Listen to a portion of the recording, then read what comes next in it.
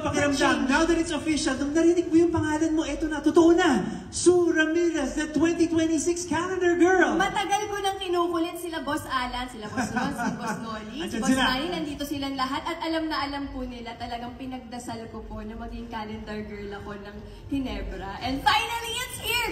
Guys, thank you so much for being here to celebrate with me. Maraming salamat po. Well deserved, Sue. How do you feel about being called the new siren of Ginebra San Miguel? Ano ba talaga ang ibig sabihin ng siren to you? Street siren, in fact. Well, it feels very empowering. More than anything.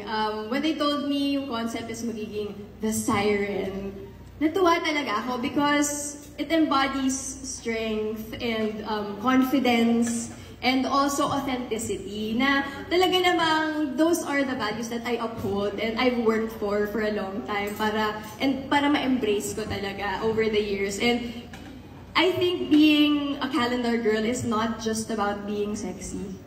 It's owning your power, your voice, your story, and being called the siren feels like a badge of honor to me. Na parang, yes, this is me, this is Sue, strong, feminine, and unapologetically me.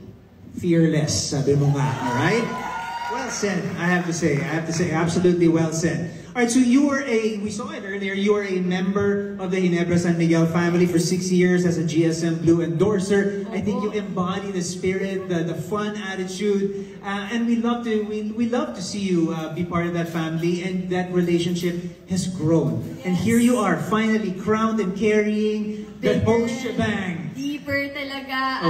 I really feel like I have a bigger responsibility now. It's not just GSM Blue that I'm bringing. Though sobrang grateful ko, I've worked with GSM Blue since 2018. So imagine it's 2025 now and I'm still part of the Ginebra family. Pero this time, mas malaki na talaga yung responsibility ko. Hindi lang to Ginebra San Miguel na alak. Hindi lang to yun. No pressure. Basketball. Diba? Grabe na. Hindi masyado mabigat yung crown, ha?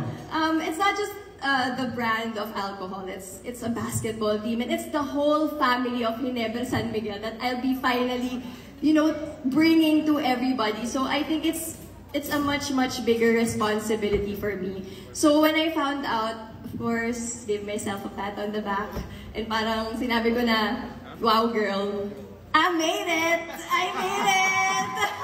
Never say die! Never say die! Never say die!